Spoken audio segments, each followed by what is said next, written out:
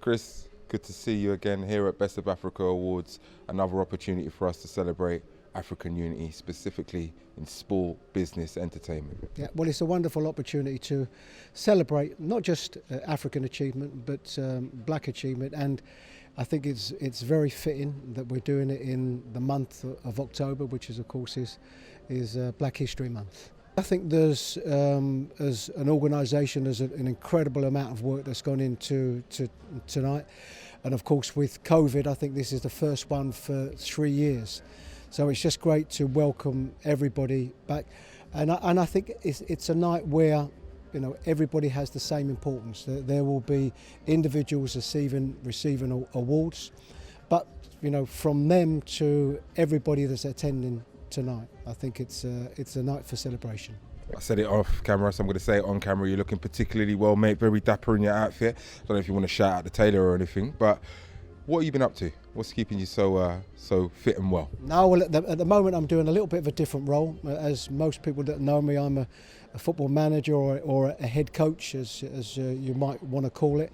I'm doing a different role as technical advisor for the Ghana national football team. So fortunately we qualified for the World Cup, so really looking forward to the World Cup in Qatar. We have a difficult group.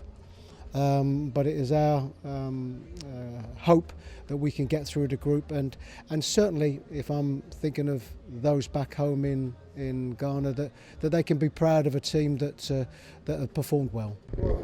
Yeah? Rodney Hinds, sports editor of The Voice newspaper. I can see you're a little bit overwhelmed with this award. You didn't know it was coming. What does it mean to you, though, sir? Oh, it's super special, JC. Totally unexpected as well, and to be in and amongst my people and receive this award is the biggest thing for me. Listen, I've spent quality time with you in this industry, and we haven't generally been surrounded by our people, so to win and be recognised tonight is special. Yeah, there's a sense of togetherness and unity that's kind of taken on a life of its own now, and I think people are recognising those who have done the work. You're normally on the end of recognising those who have done the work. Talk about the next 22 years, which is what I think you've been at The Voice for, right? It's 22 years, as it was, I think the 2nd of October.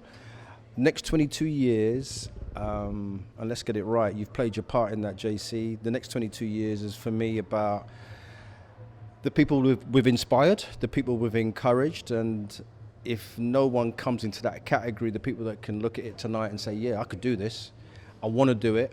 And I think we always talk about pathways. I think people like myself, yourself, and countless others have created those pathways, and it's now, hopefully in the next 22 years, others just to follow that lead. I spoke to Francis earlier. He said that the first Best of Africa Awards was organised in 10 days. We were there. We were part of the whole, build-up. Talk about where they can go in the next 22 years in terms of what they can salute and endorse and recognise. I'm actually quite scared in a positive way as to where it can go. As you said, we were right there when the foundations were being built. I think that our community has limitless amounts of ability, and that's probably why we get held back a lot, because if we're let off that leash, the next 22 years and beyond is going to be super special. I think the Best of Africa clearly celebrated football initially. It's opened its doors now to arts and entertainment, etc., etc. There is no full stop after Best of Africa. It's just a colon or a semicolon or a comma, because there's lots to come after that. I think it's important that we realise that there is strength in numbers. And there are so many of us who are doing great things, but if we're doing it all separately, it doesn't quite have the impact when we do it together. And the theme of this tonight is rooted. And our parents did something very similar. Our parents, when they first came here, they couldn't have achieved the things they did by themselves. They couldn't even get mortgages by themselves. They had to, do a partner system with other people in order to be able to gain the money to be able to do the things that they wanted to. So we also need to remember that our parents' generation knew the importance of unity and working together in a very similar way that we need to remember that going forward.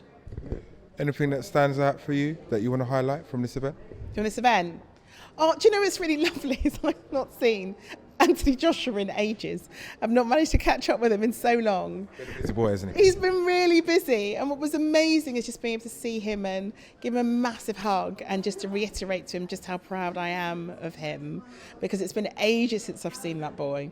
So that's been a highlight, but also to meet the wonderful Mama Adenuga, who I respect so much, in the same way of Chris Hughton, another parent that I respect so much, and being able to see the two of them and be able to give them hugs and be able to sit down and chew the fat even for a little bit has been brilliant.